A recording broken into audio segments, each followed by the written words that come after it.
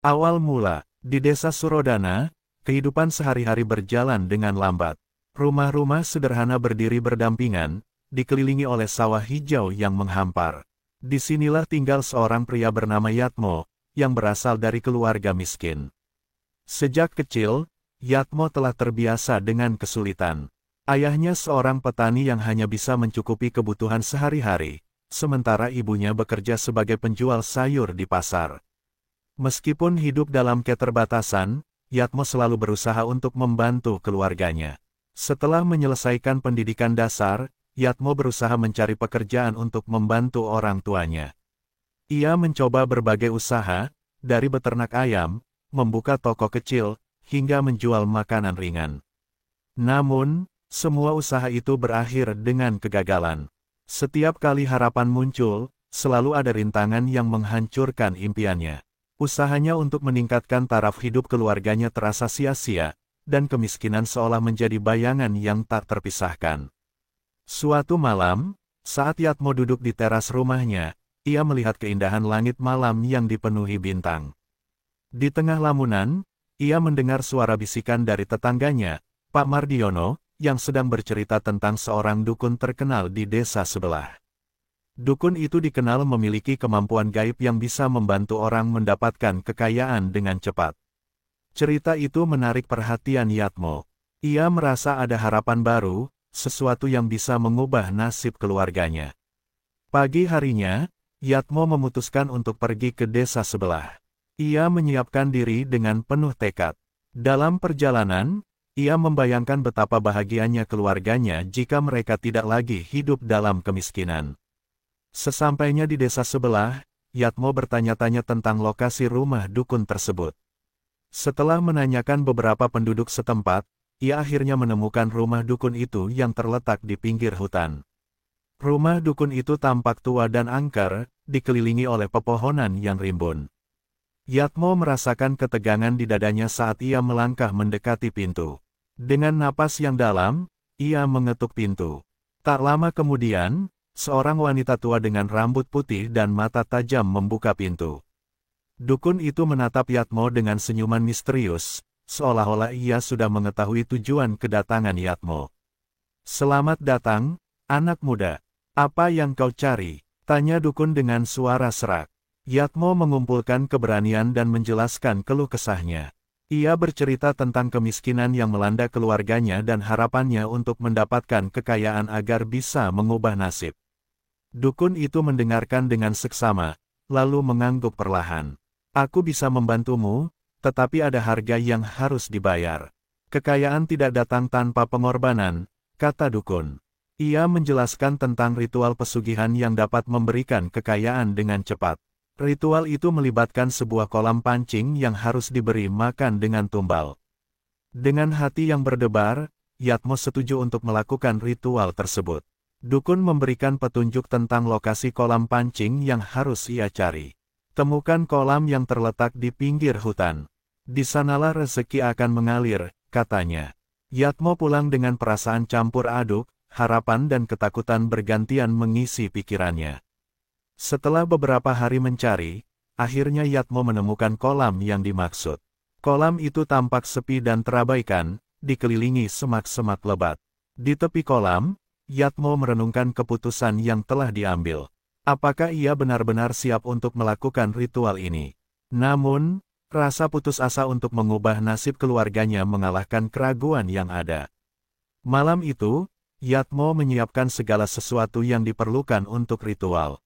Ia membawa beberapa makanan dan alat pancing yang sederhana. Ketika bulan mulai bersinar terang, Yatmo berdiri di tepi kolam, membaca mantra yang diajarkan oleh dukun. Ia merasakan ketegangan dan keinginan yang kuat untuk berhasil. Setelah selesai melakukan ritual, Yatmo merasa ada sesuatu yang berubah di dalam dirinya. Malam itu, ia bermimpi tentang ikan-ikan besar yang berenang di dalam kolam, seakan memanggilnya untuk datang. Dalam mimpinya, ia melihat masa depan yang cerah, di mana keluarganya hidup bahagia dan sejahtera. Saat ia terbangun di pagi hari, Yatmo merasa optimis. Mungkin inilah awal dari kehidupan baru. Namun, di dalam hatinya, ada benih keraguan yang mulai tumbuh. Apakah semua ini akan berakhir baik? Atau justru membawa malapetaka? Yatmo tak tahu. Tetapi ia bertekad untuk terus melangkah demi keluarganya, meskipun bayangan kegelapan mulai mengintai di belakangnya. Kesuksesan yang membawa malapetaka. Setelah melakukan ritual pesugihan di kolam pancing, Yatmo merasakan perubahan yang signifikan dalam hidupnya. Di pagi hari setelah ritual, ia pergi ke kolam dengan rasa penasaran yang tinggi. Ketika ia melemparkan pancingnya ke dalam air, tak lama kemudian ia merasakan tarikan kuat yang membuat jantungnya berdebar. Dengan penuh semangat, Yatmo menarik kailnya dan mendapati seekor ikan besar yang melompat keluar dari air, bersinar di bawah sinar matahari. Seketika itu, Yatmo menyadari bahwa kolam pancingnya telah menghasilkan ikan-ikan yang melimpah. Tidak hanya satu, tetapi ia berhasil mendapatkan banyak ikan dalam waktu singkat. Semakin banyak ia memancing, semakin banyak pula ikan yang ia dapatkan. Dalam waktu beberapa hari, kabar tentang kolam pancing Yatmo menyebar ke seluruh desa dan bahkan kota-kota sekitarnya. Orang-orang berbondong-bondong datang untuk memancing di kolamnya, berharap mendapatkan ikan besar yang sama. Dengan setiap ikan yang ditangkap, Yatmo semakin kaya. Ia menjual ikan-ikan tersebut di pasar dan mendapatkan uang yang cukup untuk memperbaiki rumahnya dan memenuhi kebutuhan keluarganya. Istrinya, yang awalnya sakit-sakitan, mulai tampak lebih sehat. Anak-anaknya pun senang karena mereka bisa mendapatkan makanan yang lebih baik. Yatmo merasa seperti pahlawan di mata keluarganya, dan senyumnya tak pernah lekang dari wajahnya. Namun, di balik kebahagiaan itu, ada bayangan gelap yang mulai mengintai. Beberapa orang yang datang untuk memancing di kolam Yatmo mulai mengalami kecelakaan aneh. Seorang pemancing yang bernama Pak Jono terjatuh ke dalam kolam ketika mencoba menarik ikan besar.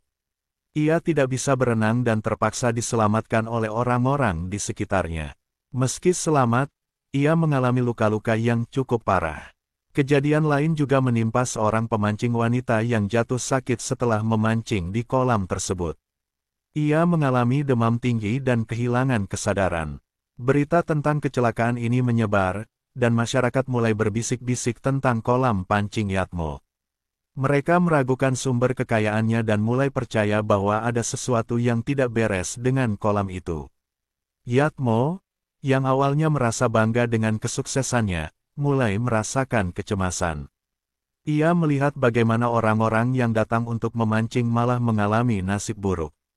Rasa bersalah mulai menghantuinya, tetapi ia berusaha untuk mengabaikan perasaan itu. Uang dan kekayaan yang ia peroleh membuatnya terbuai, dan ia beranggapan bahwa semua ini hanyalah kebetulan belaka. Suatu malam, saat Yatmo duduk di tepi kolam, ia merasakan suasana yang berbeda. Angin malam berhembus dingin, dan air kolam beriak seakan ada sesuatu yang bergerak di dalamnya. Ia menatap ke dalam kolam dan melihat bayangan ikan-ikan besar dengan mata merah menyala. Ketakutan melanda dirinya, tetapi ia cepat-cepat menepisnya. Ini hanya imajinasiku, pikirnya. Namun, semakin malam, bayangan itu semakin jelas. Ia merasakan seolah ada yang memperhatikannya dari dalam kolam. Dengan perasaan tidak nyaman, Yatmo pulang ke rumah. Ketika ia sampai, ia mendapati istrinya terbangun dari tidurnya dengan wajah pucat. "Yatmo, aku merasa ada yang tidak beres," katanya dengan suara bergetar. "Sejak kau melakukan ritual itu, segala sesuatunya tampak aneh." Kekhawatiran istrinya membuat Yatmo semakin gelisah. Ia berusaha meyakinkan dirinya bahwa semuanya akan baik-baik saja. Namun, dalam hati, ia tahu ada sesuatu yang salah.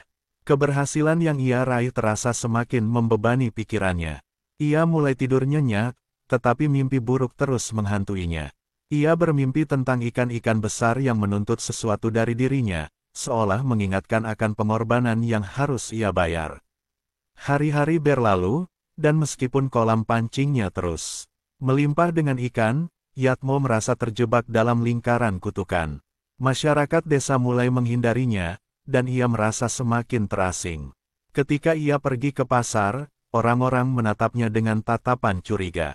Semua ini membuatnya merasa seolah-olah ia telah menciptakan sesuatu yang mengerikan. Suatu malam, saat bulan purnama bersinar terang, Yatmo kembali pergi ke kolam. Ia ingin berbicara dengan ikan-ikan yang telah memberinya kekayaan. Ia berdiri di tepi kolam, menatap air yang berkilauan. "Apa yang kau inginkan dariku?" serunya, suaranya menggema dalam kesunyian malam. Tiba-tiba, gelombang besar muncul dari dalam kolam, dan Yatmo terkejut melihat bayangan sosok di dalam air. Ia merasa seolah ada yang menjawab pertanyaannya, tetapi suara itu tidak dapat ia pahami. Ketakutan melanda dirinya, dan ia berlari pulang dengan perasaan cemas yang tak tertahankan. Sejak malam itu, Yatmo merasa terjebak dalam dilema. Ia harus memilih antara melanjutkan kesuksesannya dengan kolam pancing yang misterius atau mencari cara untuk menghentikan kutukan yang menghantui dirinya dan keluarganya. Namun, rasa takut akan kehilangan kekayaan membuatnya ragu untuk mengambil langkah selanjutnya. Begitu banyak hal yang telah ia capai, tetapi harga yang harus dibayar sepertinya semakin tinggi. Kutukan yang menghantui, kehidupan Yatmo semakin rumit. Meskipun kolam pancingnya terus memberikan hasil yang melimpah, bayangan kutukan semakin menghantuinya. Setiap kali ia melihat orang-orang yang datang untuk memancing, ia merasa seolah mereka membawa nasib buruk yang bisa menghancurkan segalanya. Kecelakaan demi kecelakaan terjadi, dan setiap kali berita tentang kejadian itu sampai padanya, hatinya semakin berat. Suatu sore, saat Yatmo berada di pasar untuk menjual ikan, ia mendengar desas-desus yang semakin berkembang di kalangan masyarakat. Beberapa orang mulai berbicara tentang kolam pancingnya sebagai tempat yang terkutuk. Mereka mengatakan bahwa kesuksesan Yatmo tidak lain adalah hasil dari perjanjian gelap dengan makhluk gaib. "Sebaiknya kita menjauh dari kolam itu," kata seorang wanita tua. "Siapapun yang memancing di sana akan mengalami nasib buruk." Yatmo merasa tertekan mendengar perkataan itu. Rasa bersalah menyelimuti dirinya, tetapi ia mencoba untuk tidak menghiraukannya. Ia berusaha menjelaskan kepada orang-orang bahwa kolam itu hanya memberikan rezeki, bukan kutukan. Namun, semakin banyak orang yang menolak untuk datang. Penjualan ikannya pun semakin menurun.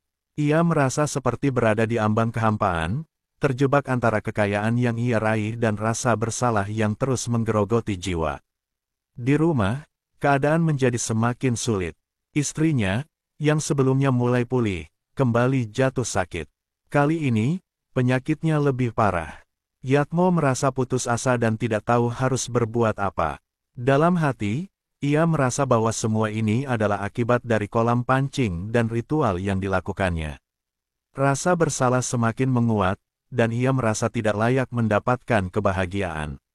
Suatu malam, Yatmo terbangun dari tidurnya karena suara aneh yang datang dari luar. Ia mendengar desiran angin dan suara gemericik air yang tidak biasa.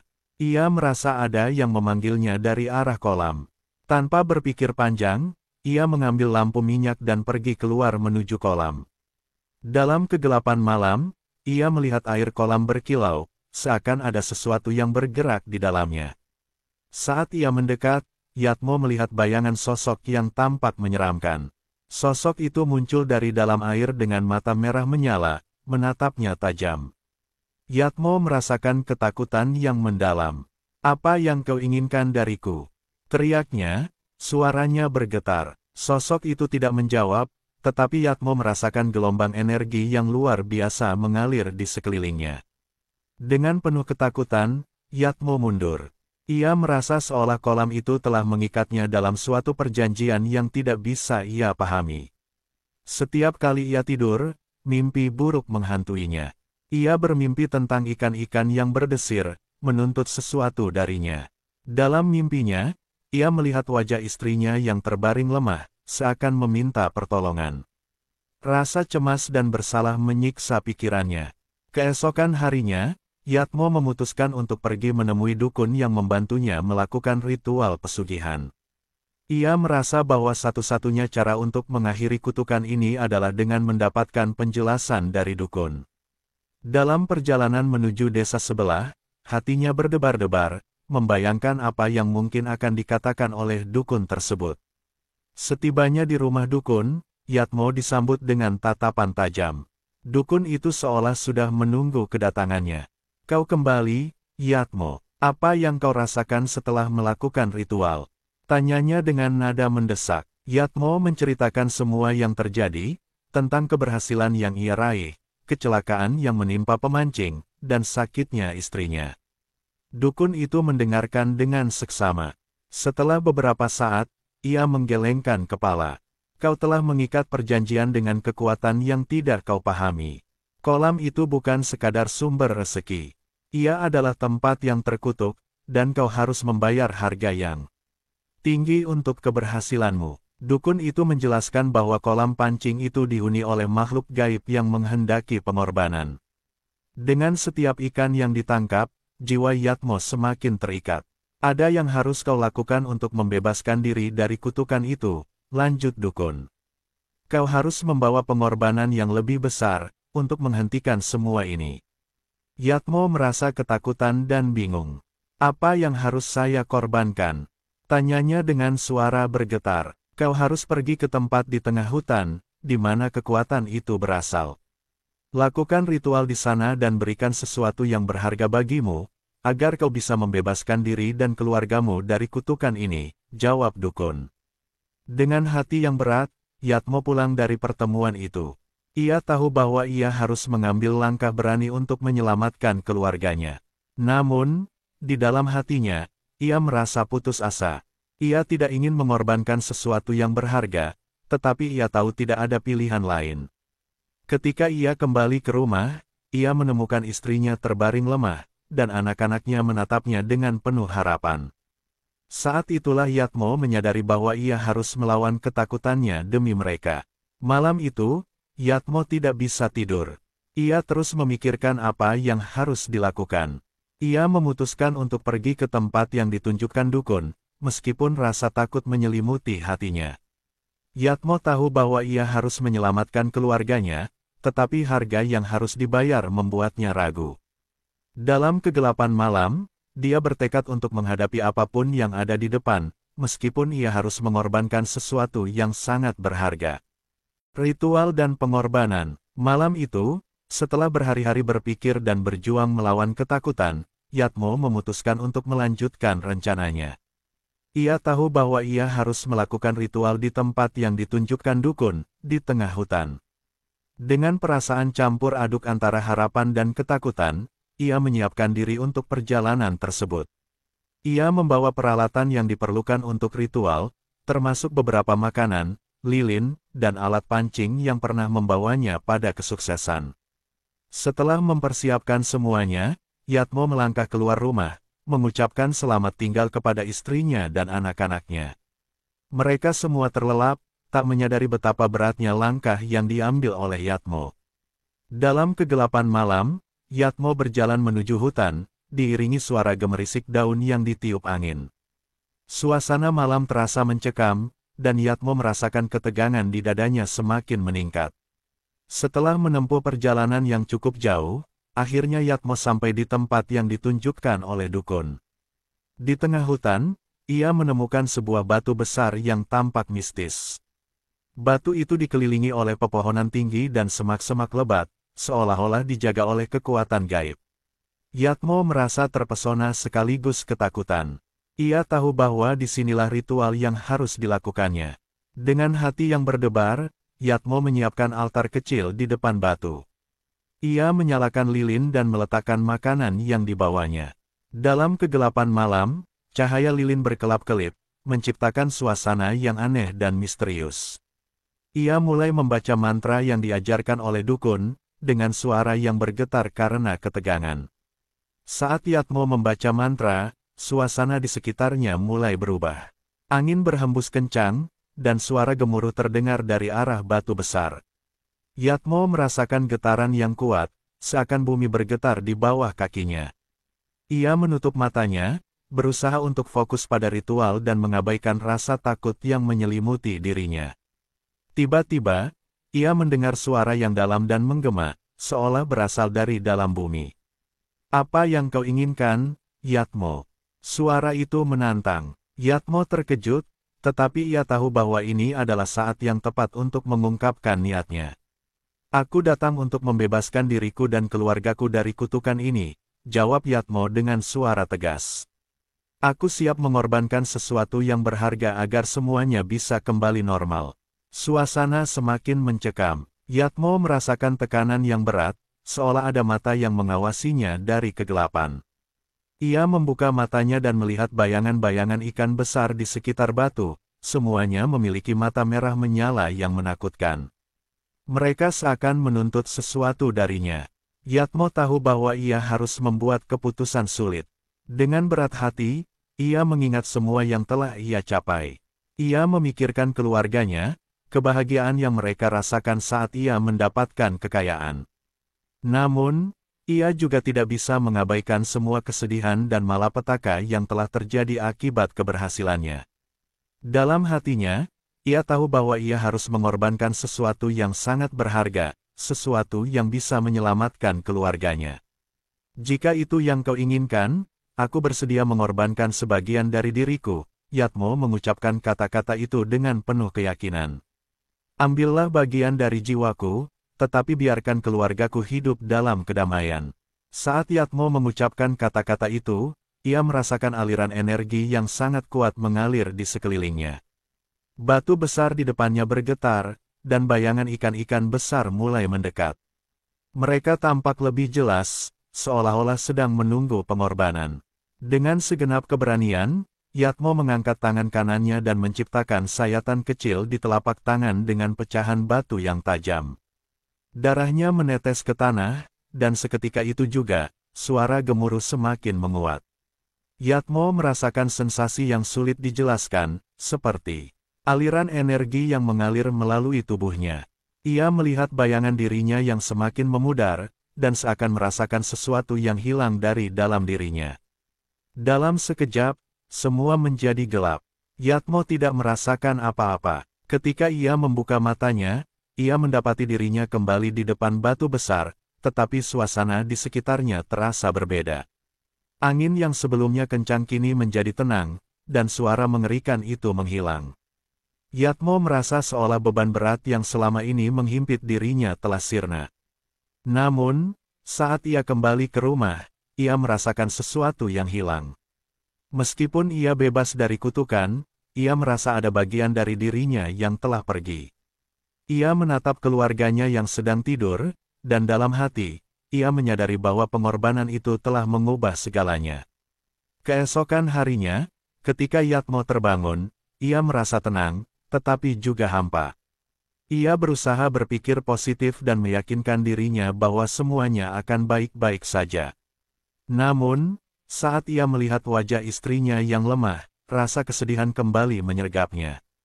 Ia telah mengorbankan sebagian dari jiwanya, tetapi apakah semua ini akan membawa kebahagiaan bagi keluarganya? Hari-hari berlalu, dan meskipun kutukan telah diakhiri, Yatmo merasa sangat kehilangan. Ia berusaha melakukan segala yang terbaik untuk keluarganya, tetapi kesedihan dan kesepian terus menghantuinya. Dalam benaknya, ia terus-menerus memikirkan apa yang telah ia korbankan dan apakah semua ini sepadan dengan harga yang harus dibayar. Ia tahu bahwa hidupnya tidak akan pernah sama lagi, dan perasaan kehilangan itu terus menggerogoti jiwanya. Kehilangan dan penyesalan. Setelah melakukan ritual dan mengorbankan sebagian dari dirinya, Yatmo merasakan perubahan yang mendalam dalam hidupnya. Meskipun ia telah berhasil membebaskan keluarganya dari kutukan yang menghantui mereka, ada sesuatu yang hilang dalam dirinya yang tidak bisa ia jelaskan. Ia merasa bagaikan bayangan dari dirinya yang dulu, terjebak antara kebahagiaan karena keluarganya selamat dan kesedihan yang mendalam akibat pengorbanan yang telah dilakukannya. Hari-hari berlalu dengan lambat. Yatmo berusaha untuk kembali ke rutinitas sehari-hari, tetapi setiap kali ia melihat istrinya dan anak-anaknya, rasa sakit itu kembali menghantuinya. Istrinya, yang sebelumnya lemah, kini mulai pulih, tetapi Yatmo merasa betapa jauh jarak di antara mereka. Ia tidak bisa menjelaskan kepada mereka tentang pengorbanan yang telah ia lakukan, dan ia merasa terasing dalam kebahagiaan yang seharusnya ia nikmati. Suatu malam, saat duduk di teras rumahnya, Yatmo memandangi kolam pancing yang kini tampak tenang. Kolam itu tidak lagi memberikan hasil yang melimpah seperti sebelumnya. Ikan-ikan yang dulu berlimpah kini tampak jarang. Ia teringat saat-saat ketika orang-orang berduyun-duyun datang untuk memancing, dan bagaimana kesuksesan itu membawa banyak kebahagiaan. Namun, semua itu telah berubah, dan Yatmo merasa hampa. Dalam hati, Yatmo terus bertanya-tanya apakah semua yang ia lakukan sepadan. Ia telah mendapatkan kembali keluarganya, tetapi dengan harga yang sangat mahal. Ia kehilangan sebagian dari dirinya, dan perasaan kosong itu terus menggerogoti jiwanya. Setiap malam, ia terbangun dari tidur yang gelisah, teringat akan ritual yang telah dilakukan dan bagaimana ia berhadapan dengan kekuatan yang tidak ia pahami. Suatu malam, Yatmo memutuskan untuk pergi ke kolam pancing satu kali lagi. Ia ingin mengingat kembali semua kenangan yang pernah ada, baik itu indah maupun menyakitkan. Saat ia berdiri di tepi kolam, ia melihat bayangan ikan-ikan yang bergerak di dalam air. Namun, kali ini, bayangan itu tidak menakutkan. Ia merasakan kehadiran yang aneh, seolah-olah kolam itu sedang berbicara kepadanya. Apakah aku benar-benar telah kehilangan segalanya? Yatmo bertanya pada diri sendiri. Apakah pengorbananku sia-sia? Saat ia merenungkan pertanyaan itu, angin malam berhembus lembut, seakan menjawab keraguannya. Dalam momen itu, Yatmo menyadari bahwa ia masih memiliki sesuatu yang sangat berharga, keluarganya. Meskipun ia merasa kehilangan, ia tahu bahwa mereka masih bersama, dan itu adalah hal yang paling penting. Keesokan harinya, Yatmo berusaha untuk lebih memperhatikan keluarganya. Ia mulai membantu istrinya dalam pekerjaan rumah dan menghabiskan lebih banyak waktu bersama anak-anaknya. Meskipun perasaan kosong itu tidak sepenuhnya hilang, ia berusaha untuk menemukan kebahagiaan dalam momen-momen kecil. Ia belajar untuk menghargai waktu yang dihabiskan bersama orang-orang tercintanya. Namun, rasa sakit dari pengorbanan itu tetap ada. Yatmo sering teringat akan malam di mana ia berdiri di depan batu besar dan membuat keputusan yang mengubah hidupnya. Ia merasa seolah-olah ada bayangan yang mengikutinya, mengingatkan akan bagian dari dirinya yang hilang. Ia berusaha untuk tidak membiarkan perasaan itu menghancurkan kebahagiaan yang ia coba bangun kembali. Suatu sore, saat Yatmo dan keluarganya duduk bersama di halaman, anaknya bertanya, "Ayah, kenapa kita tidak pergi memancing lagi? Dulu kita selalu bersenang-senang di sana." Yatmo terdiam sejenak, teringat akan kolam pancing yang dulu memberi mereka rezeki. Namun, ia tahu bahwa ia tidak bisa membawa keluarganya kembali ke tempat itu. "Kita akan mencari tempat baru untuk memancing, tempat yang lebih aman dan menyenangkan," jawabnya dengan senyum yang dipaksakan. Malam itu, saat Yatmo berbaring di tempat tidurnya, ia merenungkan semua yang telah terjadi. Ia menyadari bahwa hidupnya telah berubah selamanya. Meskipun ia telah kehilangan sebagian dari dirinya, ia masih memiliki peluang untuk membangun masa depan yang lebih baik bagi keluarganya. Dengan tekad baru, Yatmo berjanji untuk tidak membiarkan masa lalu menghantui mereka lagi. Beberapa bulan kemudian, kehidupan Yatmo perlahan mulai membaik. Ia menemukan cara baru untuk mencari nafkah, dan keluarganya semakin dekat. Walaupun perasaan kehilangan itu masih ada, Yatmo belajar untuk menerima kenyataan. Ia tahu bahwa masa lalu tidak bisa diubah, tetapi ia bisa membangun masa depan yang lebih baik. Namun, di suatu malam, saat Yatmo sedang tidur, ia kembali bermimpi. Dalam mimpinya, ia melihat sosok ikan besar dengan mata merah menyala. Ikan itu mendekatinya, seolah-olah mengingatkan akan perjanjian yang telah dibuat. Yatmo terbangun dengan keringat dingin, merasakan ketakutan yang kembali menghantuinya. Ia tahu bahwa meskipun ia telah berusaha untuk melupakan, bayangan masa lalu tidak akan pernah sepenuhnya hilang. Di saat-saat sunyi, saat ia merenungkan kehidupannya, Yatmo menyadari bahwa hidup adalah perjalanan yang penuh dengan pilihan dan konsekuensi. Ia telah membayar harga yang mahal untuk kekayaan, tetapi ia juga telah belajar tentang kekuatan cinta dan keluarga. Dalam perjalanan ini, meskipun ada penyesalan dan kehilangan, Yatmo bertekad untuk terus melangkah, menemukan makna baru dalam hidupnya dan menjaga keluarganya tetap bersatu dalam cinta dan harapan.